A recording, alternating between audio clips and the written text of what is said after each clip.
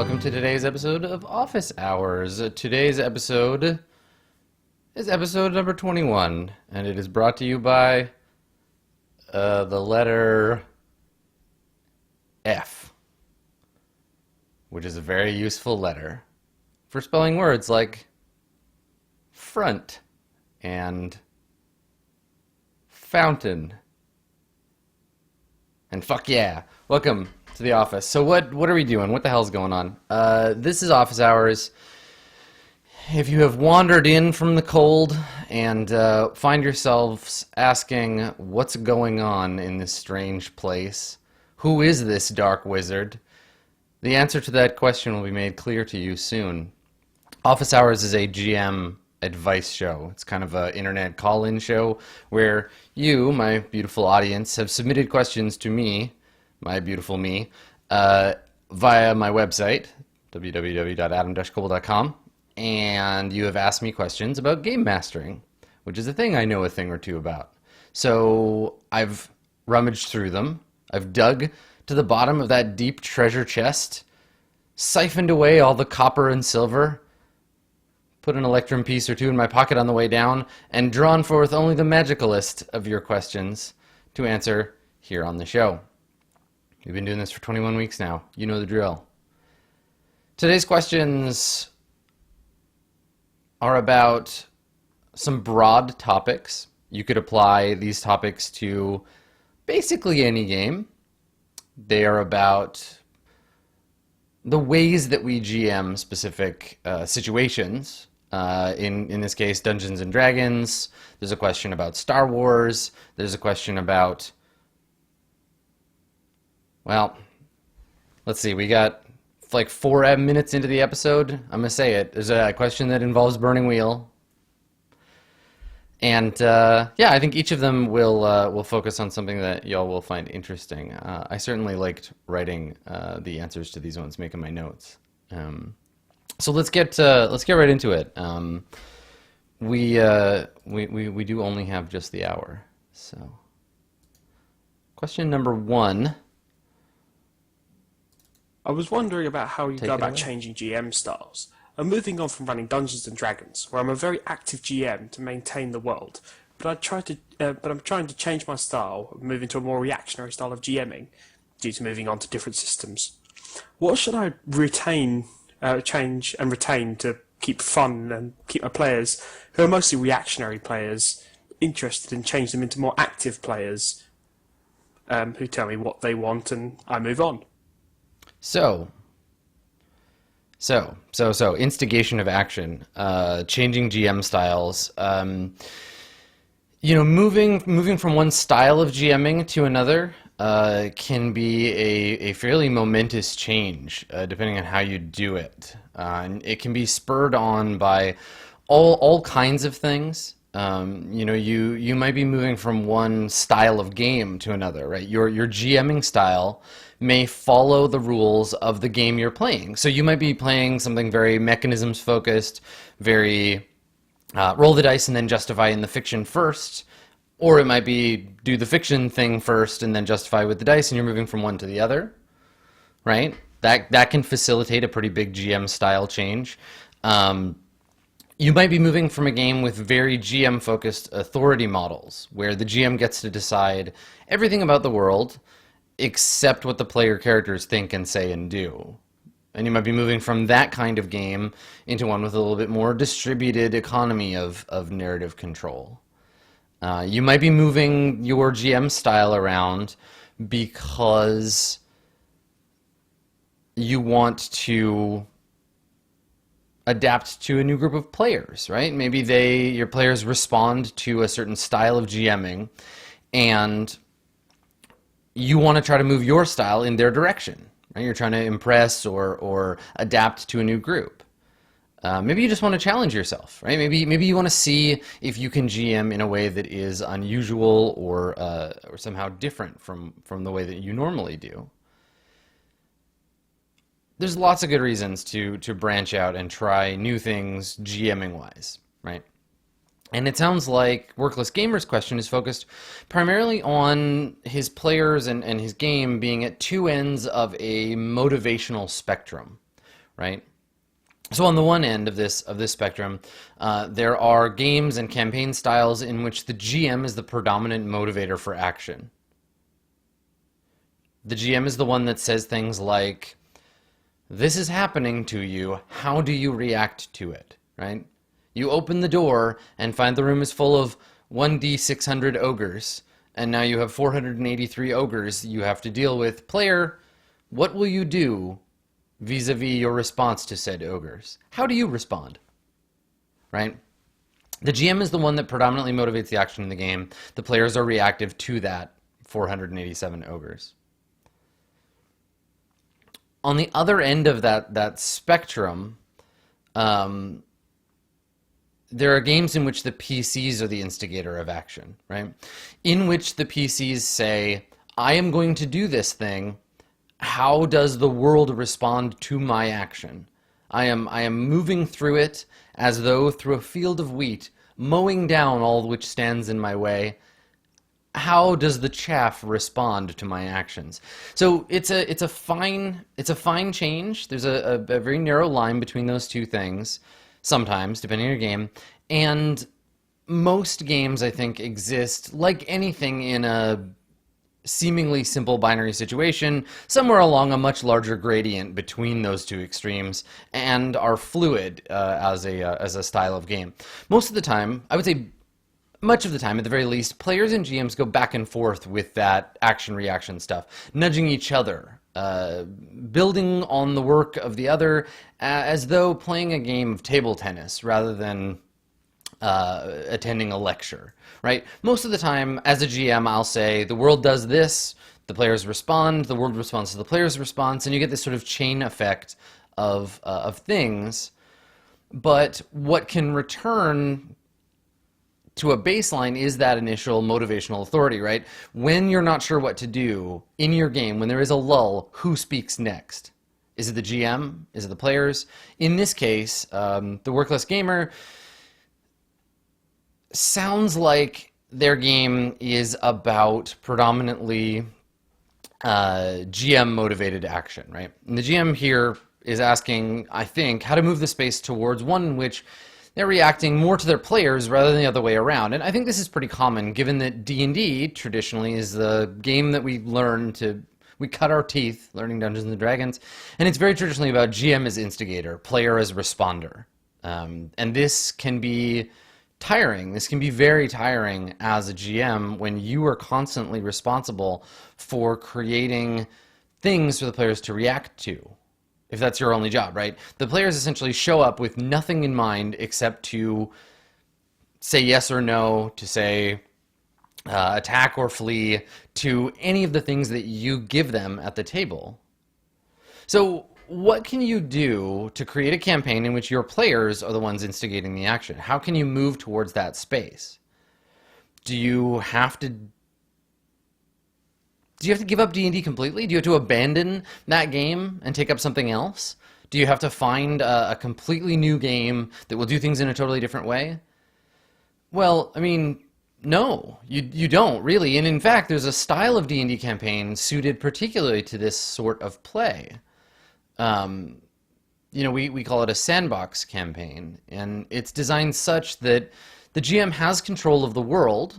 They have control of the map. They understand all the fine details of the setting, as is usual in the model that Great Gary has set down before us, but provides no structured quests, provides no specific goals, provides nothing but a world rich and fecund with opportunity.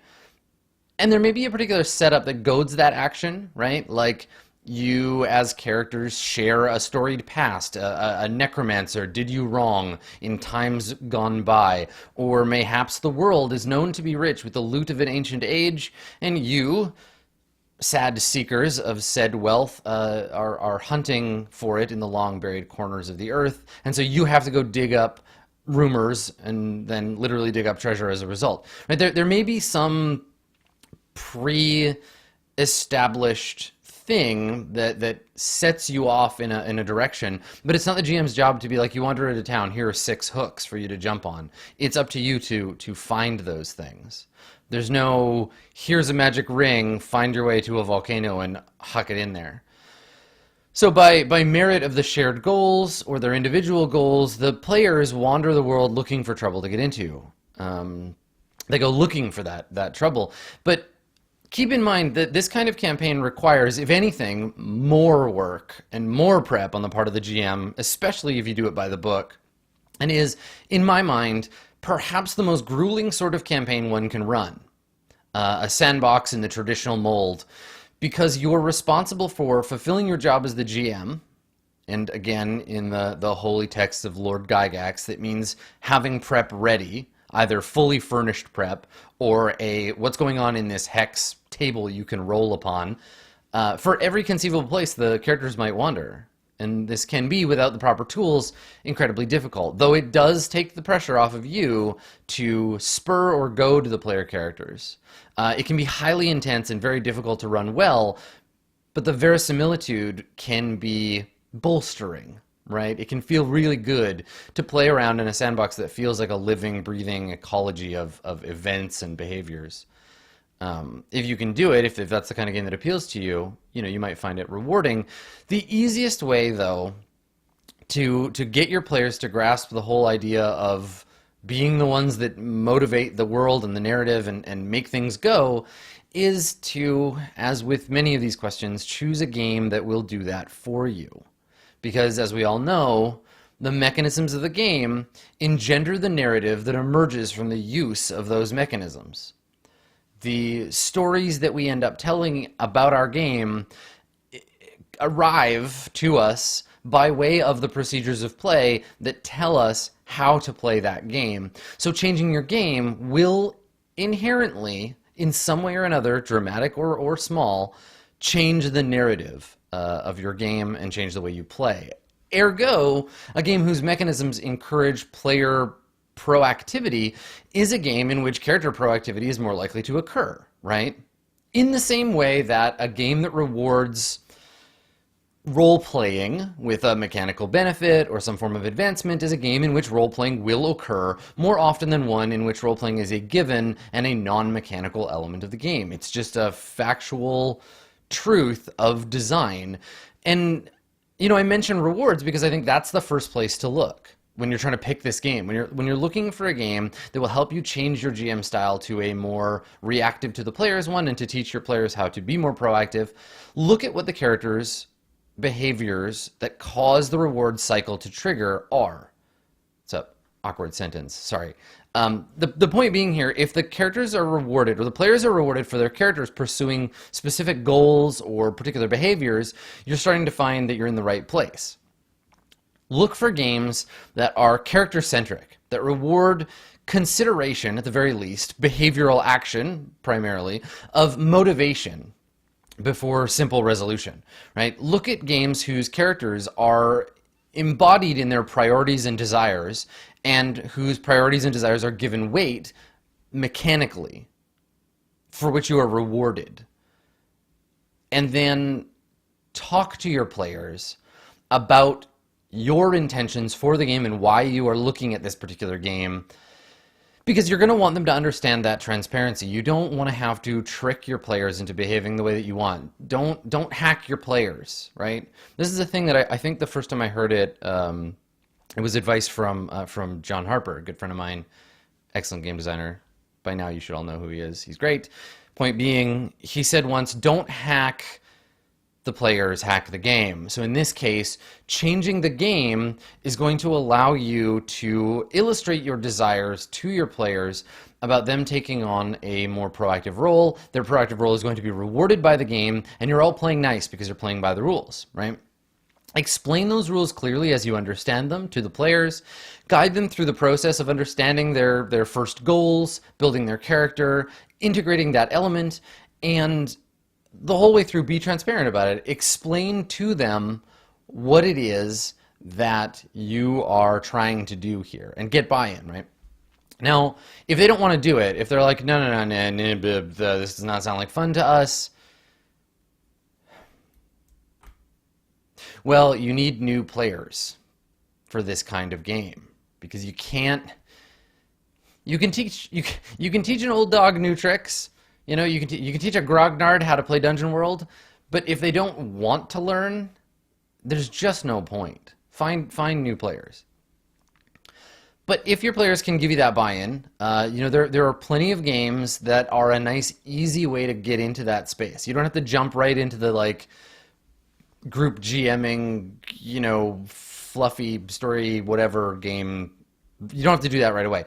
Play Torchbearer, right? Play Stars Without Number. They graft player desire reward structure to a fairly traditional normative model of GMing, one we all kind of understand as being built into role-playing games from the get-go. You don't have to jump into the deep end.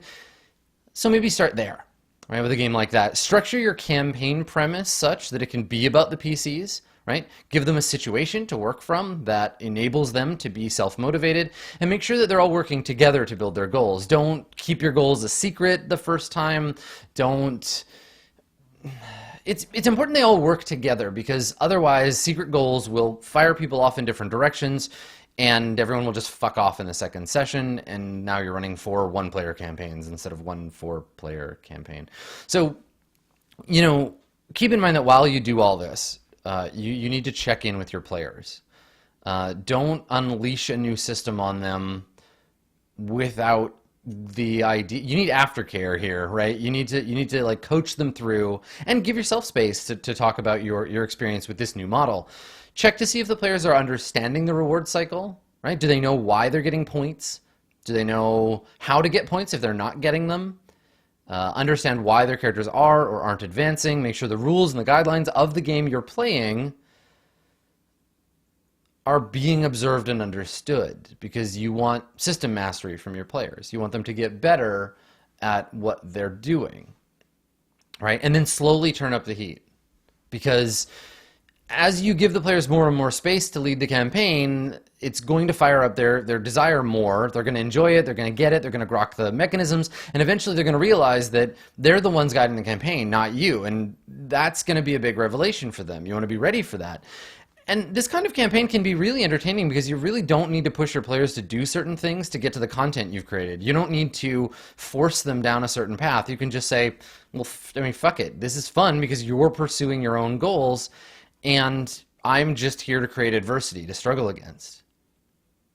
And I think that's what the workless gamer wants, fundamentally, is that position of being able to say, I prep the world and you mess around in it, and that challenges me to learn more about that world so that I can be better at reacting. It's a predominantly prepared improvisational space as the GM. And it can be really fun. It's my favorite kind of game to run. Player-focused, character-focused, character motivation-driven.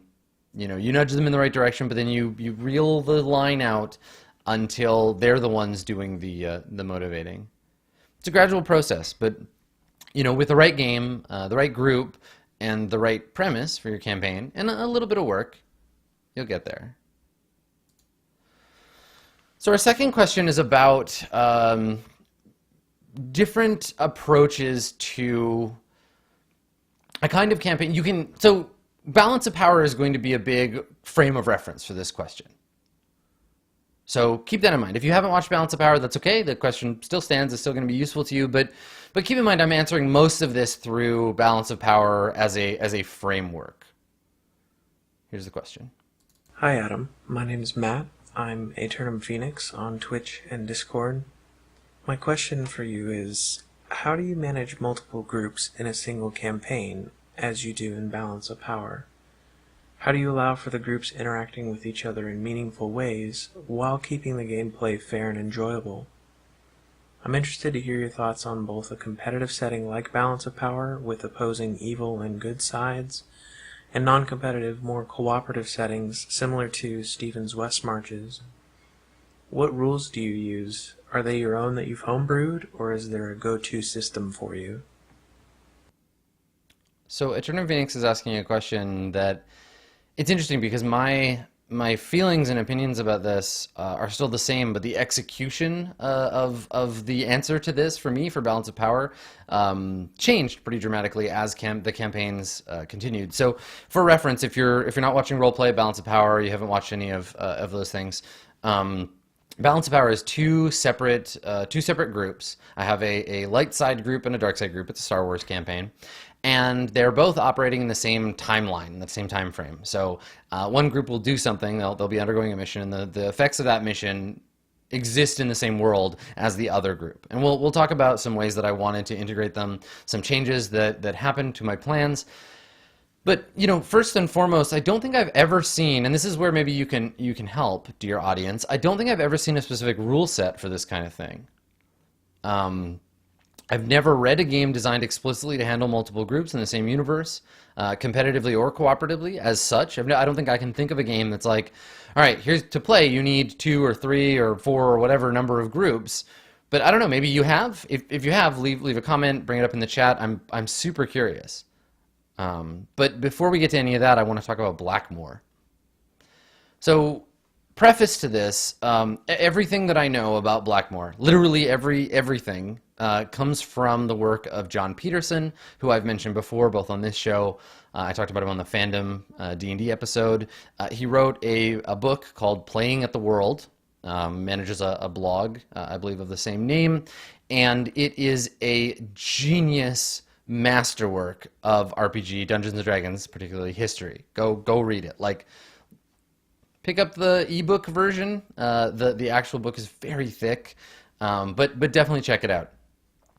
Playing at the World, John Peterson. So, secondly, you know, having given credit to John Peterson, secondly, I'm going to paraphrase a lot of this stuff, and I'm going to butcher John's hard work. So, John, my dear friend, I'm so sorry. So Blackmore, right? Blackmore is like OG Dungeons and Dragons, pre Dungeons and Dragons. It was both setting and name for campaigns that took place in that setting. It was originally used for war games, Braunstein war games, you know, small scale unit war games. It had a persistence to it that other war game clubs didn't have. So like each war game battle would carry some degree of impact into the setting. So if Dave and Gary had a fight, not them, their armies, if they had a fight in Blackmore, the effects of that battle would carry over to when Mike and Gary had a battle in the same setting. That persistence carried over into when it became a world in which role-playing was occurring, D&D. And while these old RPG days would have really big groups playing together, you know, you'd have 10 or 12 people come to your house to play D&D at once, it would also have multiple groups playing in the same world.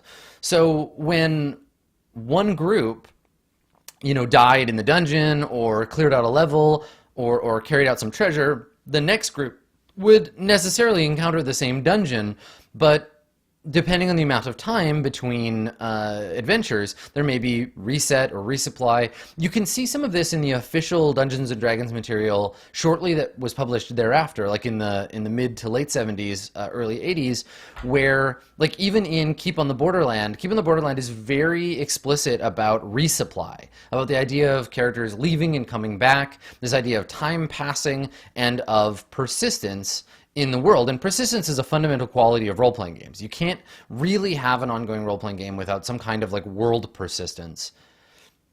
And Blackmore, in my understanding, is one of the first places we started to see this, where not only would a character change in advance, not only would, you know, Irag the wizard gain levels and obtain magical equipment, but the world itself, the dungeons below Castle Blackmore, would continue to grow and change as the campaign proceeded, regardless of which group might have been delving the dungeon that particular week. And I think that this was a thing that we just sort of barely occasionally scraped the surface of during West Marches. Maybe once or twice, we'd go back to a place that the audience had already seen on the show, but which had been changed and was readied for a second or third encounter with that place.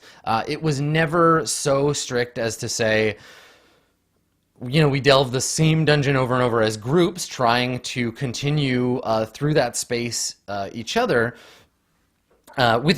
as sort of comrades over space and time, because the scope of West Marches was a whole countryside, not just the one sort of mega dungeon, right? Blackmoor was one huge-ass magnificent dungeon because that's all Dungeons & Dragons did. So the idea of a single setting with multiple groups, setting persistence, and changes over time between groups, that's not new by any means. That's as old as Dungeons & Dragons itself. Older, in fact, than D&D. So it's no wonder that as GMs, we're fascinated by this idea of a massively multiplayer offline dungeon, right? It's a principle of good GMing to make a world that feels real to the players, and as GMs with single groups, we do this by showing that their actions have impact on the world, right? That's showing that when you kill the king, then the country falls into chaos. There's action and there's a reaction. This ties nicely back to character motivation in the first question. We show that the world exists because the players can affect it, but we can also show that the world outside of their action continues to exist and to evolve. Adding additional groups to your campaign world reinforces that not only are the players as a group of PCs with agency not only are they operative in the world, but there are other ones like them, other groups of characters like them in the world that are making changes as significant or as important as the ones they're making while they're on downtime or while they're doing other things. It creates a sense of time passing, of the world moving on, and of missed opportunity if the PCs aren't careful. Or new openings for opportunity. If another group delves a dungeon and dies on the 3rd level just before the treasure vault, now's your chance, right? Now's your chance to follow in their footsteps, plunge into that dungeon, and get what they couldn't get. It can also create this very powerful sense of camaraderie outside the game, at the player level, the social level, when we can all sit down and chat with each other. You know, these 4 or 5 groups of 4 or 5 players can all get together, you know, at a Denny's in a group of 20 or 30 and talk about what we've seen in the dungeon so far, our parallel experiences, you know, where we saw what monsters, to have our little Adventurers Guild meeting and talk about these things. And just talking about it, like thinking about that style of campaign, feels so much like, it feels so great. It's such a fun idea. So again, no wonder we're drawn to these things. I think also, if we're gonna digress a little, which we are, and by we I mean me, I'm gonna talk about something different for a second, so stick around. I think that this kind of parallel play experience powers both at the table play. You know, traditional RPG is this kind of emergent play of sharing a universe, either literally or across groups. You can see this in Apocalypse World, right? Look at actual play material for Apocalypse World. Look at R&D Apocalypse World. Look at Roll20 Presents Apocalypse World. Look at forum posts about that game. Because Vincent gave us a list of NPC names, because Vincent gave us a list of PC names, there is a shared universe that builds up around those artifacts. Every campaign has a Balls. Every campaign has a Dremmer. Why is Dremmer an asshole in every campaign? How does this keep happening? And we can commiserate and we can talk about this shared experience. Even though things are not the same, we have touchstones for them.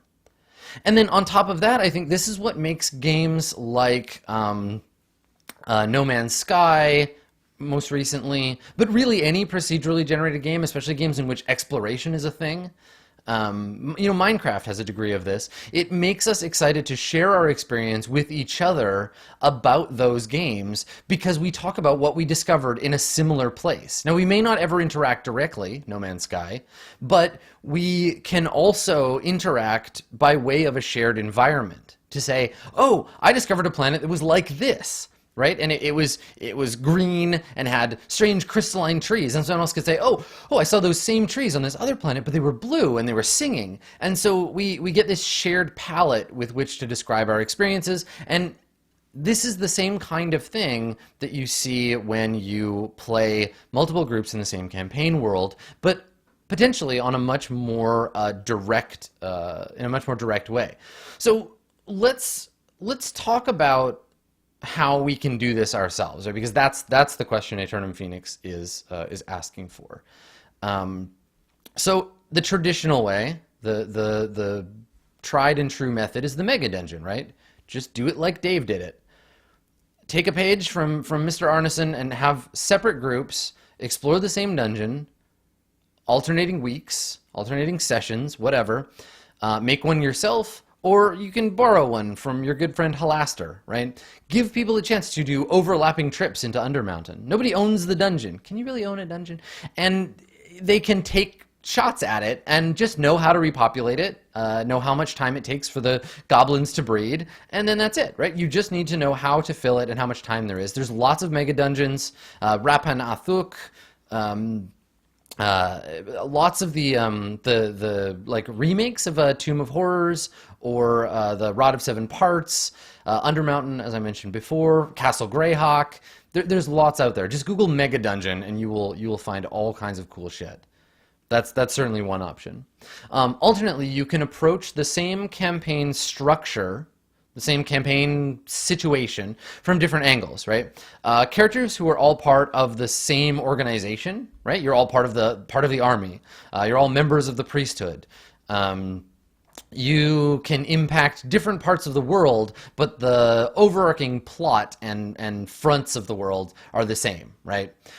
We all know that the king has a cabal of sacred assassins who work for him, and eventually there'll be a defection among the sacred assassins, and we know that will happen, and it'll affect all three of our campaign worlds at the same time.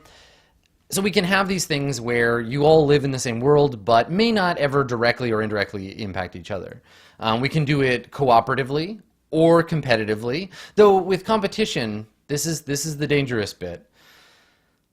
With competition, the players will almost always want that competition to be direct. They will almost always want to drive the campaign towards fucking with each other directly, which, depending on the game, might be an awful mess for you. You might have to try to run Fantasy Flight Star Wars with 8 people live at a convention.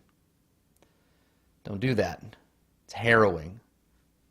For balance of power, what I had originally intended, just to put a personal spin on this, because part of the point of Office Hours is to talk specifically about personal experiences with role-playing rather than like generic bullshit GM advice.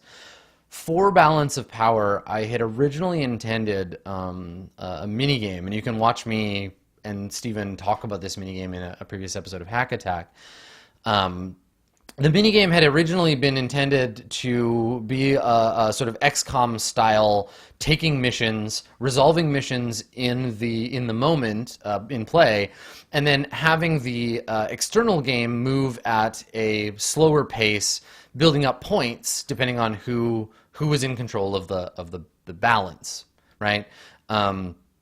I would love to have been able to have this game take place outside the game with asynchronous mission choices, success and fail conditions affecting a global situation, the global situation affecting resources for the player. But I realized really quickly that the pacing and the limitations of the campaign, right? We had decided to set the campaign at having a particular ending, right? To have a set number of episodes. And once I realized that they would only maybe get 3 or 4 missions into the game, I realized this just wouldn't work. Not for this campaign. Now I'm gonna keep it up here, and it would be a cool thing to be able to publish as like either as a supplement for a Star Wars game or as a supplement for really any 2 competitive groups. And I might flesh that out in the future. But for now, it's on the shelf because it doesn't work for this campaign. So what I chose to do instead was lean into the fictional ramifications of each thing rather than the mechanical ones. The fictional ramifications of every behavior that the players take echo throughout my campaign. When the light or the dark side take on and succeed at a mission, the details of that mission are reincorporated into the play, not only for them, there's not only ramifications for them in the future, but for other groups. And the PCs in this game, they don't know each other directly, but for us as an audience, and keep in mind that I'm always playing a hacked version of my game because I have to keep in mind that I have an audience and that the mechanisms and narrative are for them as much as it is for the players. we know as an audience that a news report or piece of intelligence isn't just about NPCs operating in the world, but about the actions of another group at play. You know, when I say an intelligence officer from the Imperial side, an important intelligence officer has recently defected to the New Republic, players who are in the dark side group only know that something has happened to an NPC. But people who have been watching the show know that the light side rolled a critical success when trying to convince a character to join their side. They succeeded, and now that's a thing that's happened in the game. It's a player-affected thing. And you can see in video games, you can see this happen a lot, especially in MMOs, where we really want player action, we want player events to change the world, right? We get frustrated with having to kill the war chief over and over and over and nothing ever changing because the structure of the game and the narrative of the game don't mesh. Ludonarrative dissonance, right? Game, story, don't mesh up. And we want that. We desire that. In role-playing games, in tabletop RPGs, we can do that. We can make that happen. So in that way, each player's actions as a group leads me as a GM towards making decisions about the missions on the other side as the narrative moves forward. I make sure that they have an impact at a global level, even if that impact isn't felt directly. And I feel like if I wanted to get really direct, I'd have to hack something new, right? I'd have to allow simple, direct PvP that would be able to cover that interaction in a way that wouldn't take several million years, or we'd have to expand and mechanize some kind of like overarching effect on the universe, which I tried to do initially. So to go back to your original question, right, to talk about if there are rules for this stuff, there really isn't. That I don't know them. If you want to look at games in which persistence is a thing and how that's run, I would guide you to look at something like any of the like living campaigns that previous iterations of Dungeons and Dragons have done. Look at the way, as a case study, that the Legend of the Five Rings card game tournaments impacted the campaign world of the Legend of the Five Rings role-playing game. And look at how MMOs try to handle this. There's lots of non-tabletop stuff that kind of handles this in different ways with varying degrees of success or failure. And to me, this sounds like a design problem. And a design problem is just a game waiting to happen. And we've got a little rule among game designers. If you ask if a game exists and no one can provide an answer, you're on the hook to design it. So get to work. Make me a role-playing game. Hi Adam, I'm Randall, and I'd like to hear your thoughts on reincorporation. Some of my best moments in gaming have come from taking something from earlier in the campaign that was meaningful to a character and reincorporating it into the game in a way that resonated thematically and emotionally with what was happening now. The return of a nemesis or an old flame, the use of motifs, the realization that something from Session 1 is a big deal in Session 15. Having these things recur or come full circle always seems to enrich our play at least as much as introducing new elements. I suspect that this question may really be about notes. How to take them, how to turn them into information-rich products like the Beliefs and Instincts relationship map you posted on Twitter recently, and how to use those products effectively in prep and in play. Given your success at doing this in your longer-running games, I'd love to hear your thoughts on this. Thanks. All right, Randall. You want my thoughts on reincorporation? I will give them to you. Technically, Randall didn't actually ask me a question, but would like me to talk about a particular thing, which is okay. I'm cool with that. Also, note that the Belief and Instincts relationship map I posted on Twitter recently was actually posted several months ago. This is how many of these questions I get. So if you're looking for that relationship map, it's probably somewhere back in like April or May in my Twitter feed. You can find it there. So reincorporation, I cannot overstate how important it is to me personally as a narrative reinforcing tool, as a thing that makes a game feel cool and real and powerful.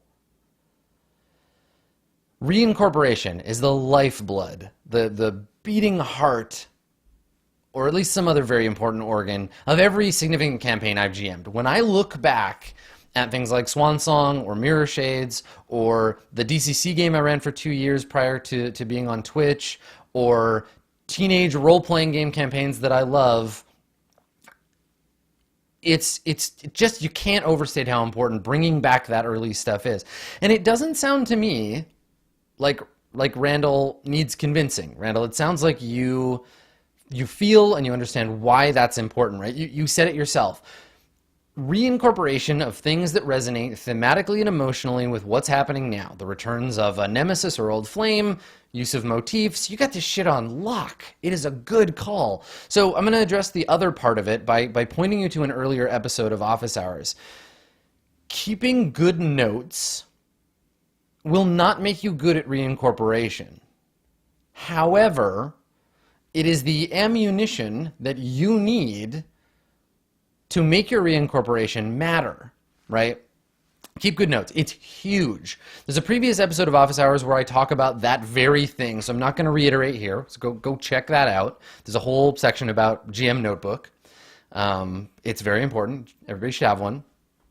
Suffice it to say, intentionally kept notes, not just scribbled notes about what's going on, but notes intentionally kept with an eye towards reincorporation can be a lifesaver, and more importantly, will fill your narrative with power and energy down the line. Plus, as an aside, like, it's just fucking cool to have a record of this stuff, don't you think? Like, not everybody is lucky like me and has several thousand people watching their GMing. Okay, it's not always lucky. Sometimes y'all are jerks. But I'm also incredibly lucky in that I can externalize my note-taking into you. You are my hive mind. And in some cases, like with Swansong, recording tiny details of everything that the player characters are doing or saying, or every NPC. And for me, the YouTube videos, wikis, my fans and their feedback have all been magical for making me a better reincorporator. Right? I can now pull things from 20 or 30 sessions ago with the exact clarity that I had them in my mind when I was speaking them at the time. We have a perfect record of our campaign. I'm really, really proud of being able to take those notes that people made for me and for myself and to reuse them in Swansong. Swansong particularly, I think, is for me, my favorite example of reincorporation, if I'm going to be a bit immodest. Which I am, because it was great, because I'm a good game master. Go me. Anyway, start there, right? Take good notes. Take notes on the big stuff. Take notes on the little piddly crap that seems unimportant, because that little stuff, that throwaway NPC or that momentary reference to an alien religion, that obscure language that a character took in session 1, that might be the butterfly whose flapping wings caused the hurricane that ends your campaign. Right? Record not only the stuff that feels important, but the mechanical stuff as well. Right? You mentioned beliefs and instincts, right? And you can write down, make a note every time they get rewarded in a way that feels more than perfunctory. Persona points, I find, are a great watermark for recording details.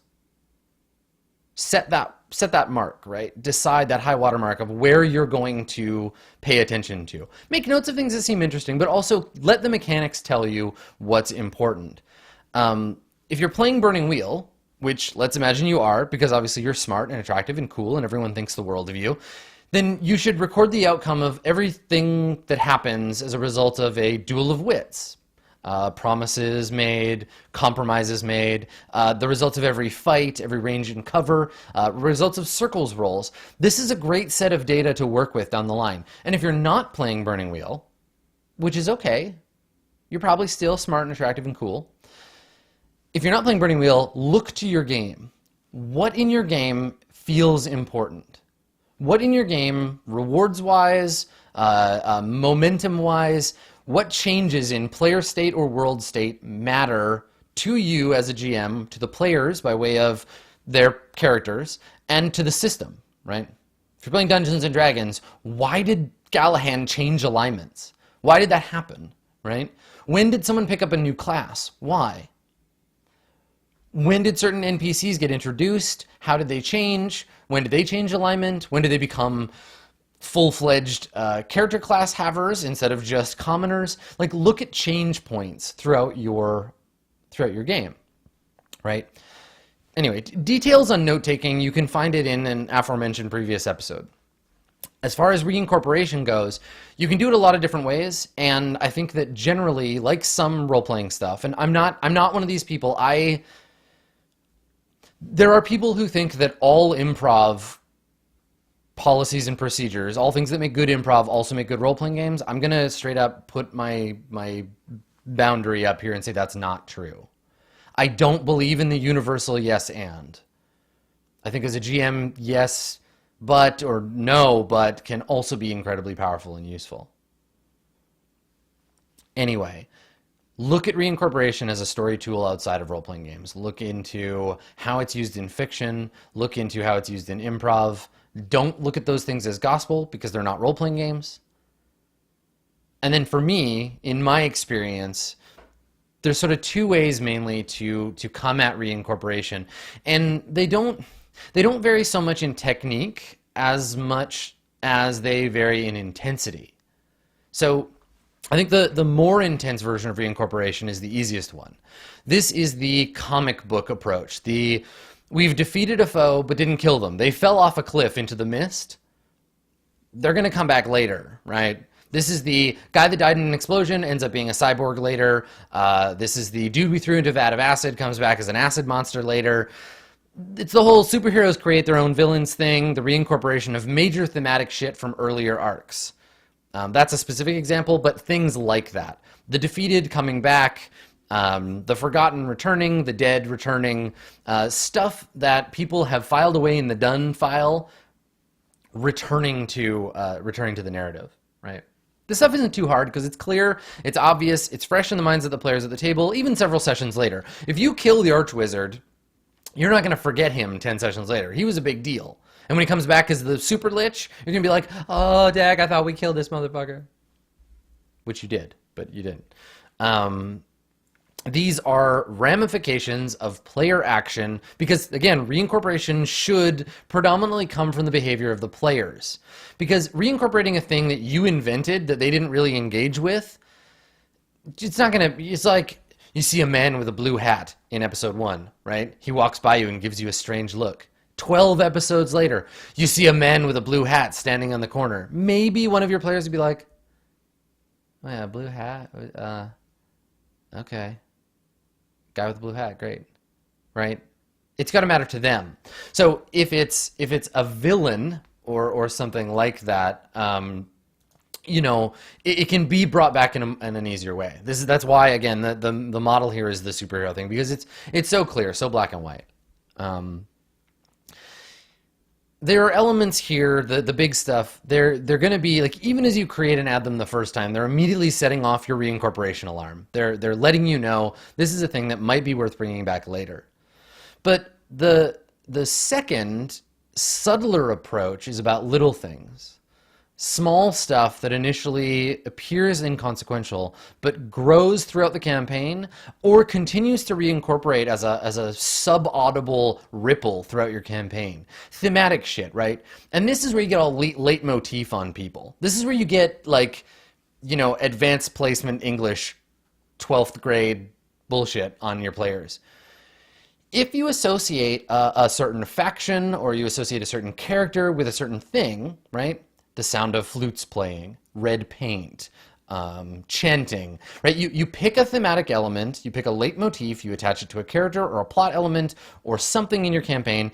Every time you bring it up, reincorporate those things together, and eventually you'll Pavlov your characters your players rather, into understanding that this thing means that thing. Do it subtly. Don't be heavy-handed, because you're going to look like a goof if you do. But if you can manage it, mentioning that there is a red mark painted on a wall inconsequentially among other graffiti, that's going to tweak your players to be like, wait a second, that's the mark of the Crimson Dynamo, or whatever, right? It's gonna get them to focus in on that thing.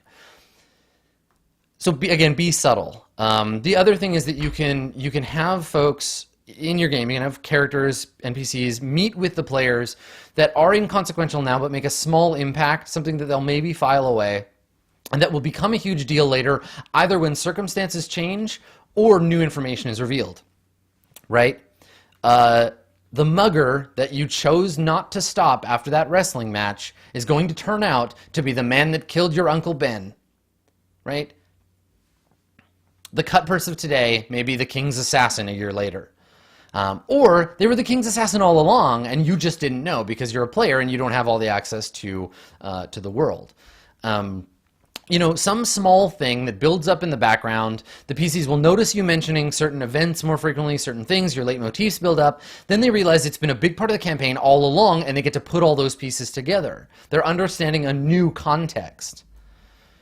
So, you know, this stuff for me a lot of the time comes from the tools that manage non-player content in a role-playing game, right? A lot of my reincorporation comes from the faction turn, right?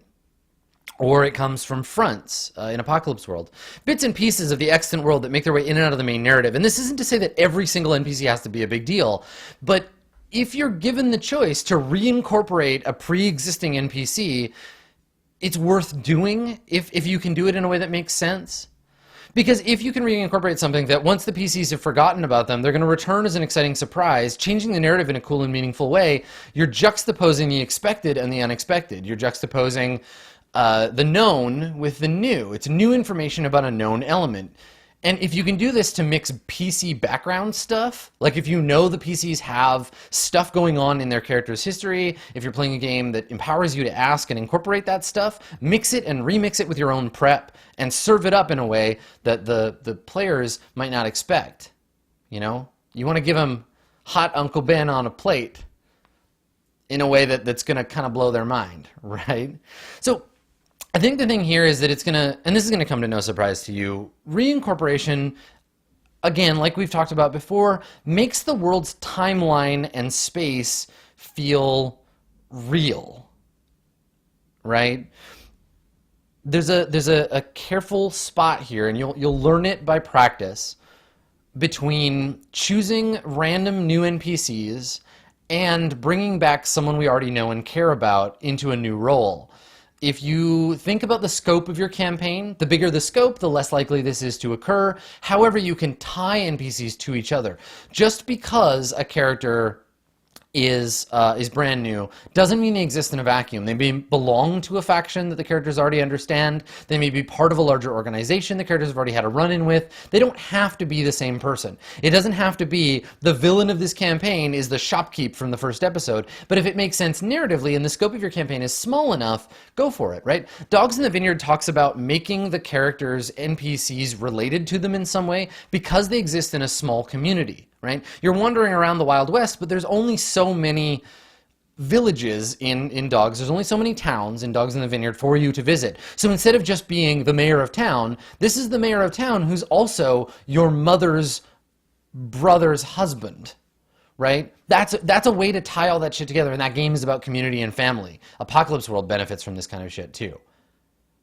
But if your game is global in scale, if your game is universal in scale, do it on the faction level. Don't necessarily do it on the NPC level or on the character level at all. Reincorporate thematic elements. The bigger and broader your strokes, the more blurry these elements have to be. I think the thing is there's a Dunbar's number for NPCs, right? Try to find out what it is for your campaign and your players, and don't go outside of that. Every time in Mirror Shades I needed someone to drive the PCs around, it was Maurice, because I'm not going to fucking come up with a bunch of new taxi drivers every time. We have a perfectly good one. The Dunbar's number for NPCs in Mirror Shades was like in the 20s. at most. I would say it topped up at about 20. Once we hit that limit, that's it. That's all I can do. But with Stars Without Number, with Swan Song, the Dunbar's number for that game is much higher.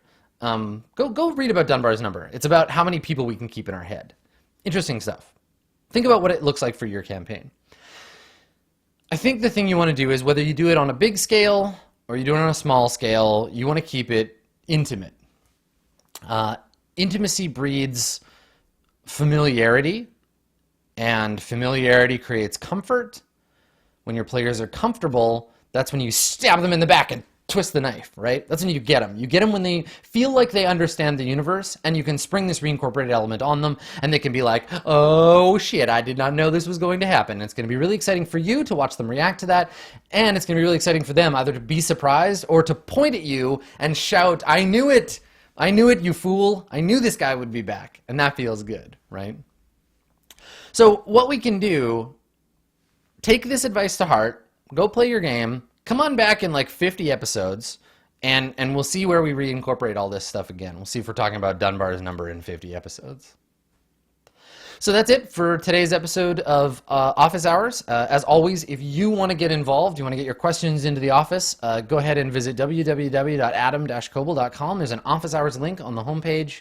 Click that, fill out the form. I will get your question, and I will answer it in the order it was received. As you can see, we're answering questions from several months ago, so if it's super timely, well, I hope whatever you're struggling with is not urgent. But otherwise, keep on tuning in. We'll have 3 more questions on our next episode. Now, Office Hours is going to take a break next week because I'm going to be in the middle of the desert. But we'll be back the week after that, I believe, with more Office Hours. You can keep an eye on my schedule if you're watching live, or subscribe to my YouTube channel if you want to get updates whenever I release a new episode. Thanks for coming, everybody. It's been a delight, as it always is.